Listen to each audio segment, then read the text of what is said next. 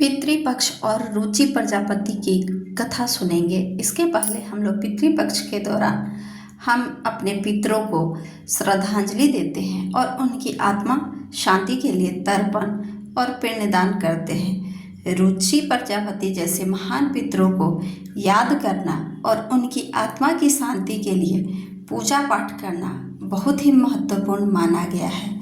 इसके बहुत सारे तथ्य हैं। इसी वजह से हम लोग रुचि प्रजापति और स्वयंभू मनु की कथा हमें पितृपक्ष के महत्व के बारे में बताती है और हमें अपने पितरों को श्रद्धांजलि देने के लिए साथ ही साथ प्रेरित करती है कि हम अपने पितरों को हर साल श्रद्धांजलि दें।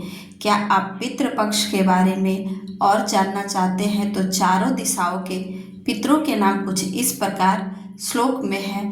हिंदू धर्म में 4 दिशाओं के पितरों के नाम और उनकी पूजा के बारे में बताया गया है। यहाँ चारों दिशाओं के पितरों के नाम और श्लोक दिए गए हैं। उन सब के बारे में बारी बारी से जानेंगे। पूर्व दिशा के पितर जिनका नाम अग्निस्वात है और श्लोक अग्निस्वातान पितॄन् ध्यायेत्।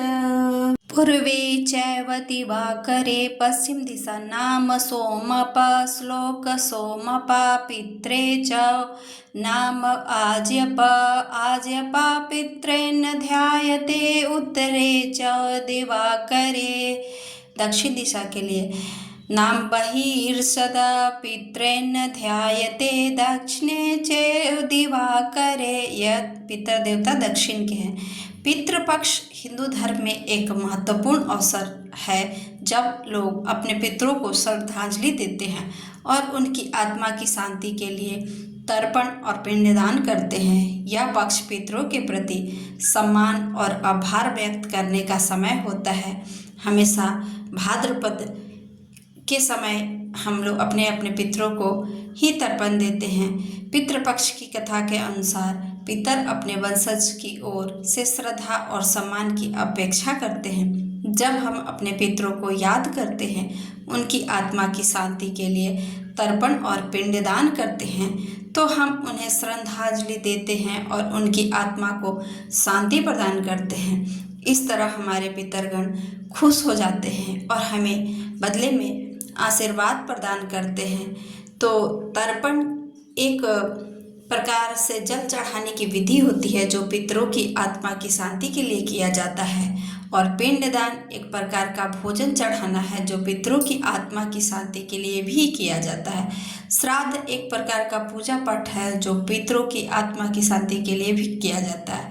ये तर्पण, पिंडदान और श्राद्ध, ये तीनों प्रक्रिया से हम अपने पितरों को श्रद्धांजलि देते हैं और उन्हें प्रदान करते हैं। रुचि और स्वयंभू मनु की कथा कुछ इस प्रकार है। रुचि प्रजापति एक महान ऋषि थे जिन्होंने भगवान नारायण की तपस्या की और उन्हें प्रसन्न किया। भगवान नारायण ने उन्हें वरदान दिया कि वे 2 पुत्रों के पिता बनेंगे, जिनमें से एक पुत्र वैष्णव होगा और दूसरा शैव होगा। उनके 2 पुत्र हुए थे और रुचि प्रजापति के 2 पुत्र स्वयंभू मनु और भृगु ऋषि हैं, जो रुचि प्रजापति के पुत्र हैं। स्वयंभू मनु वैष्णव थे और उन्होंने भगवान विष्णु की भक्ति की थी। भृगु ऋषि शैव थे, उन्होंने भगवान शिव की भक्ति की। स्वयंभू मनु एक महान राजा थे जिन्होंने अपने पिता रुचि प्रजापति से शिक्षा प्राप्त की थी और उन्होंने भगवान विष्णु की भक्ति की और अपने जीवन को धर्म और न्याय के मार्ग पर चलाया था। इस प्रकार मनु प्रजापति हमेशा स्वयंभू और मनु की पत्नी शतरूपा थी।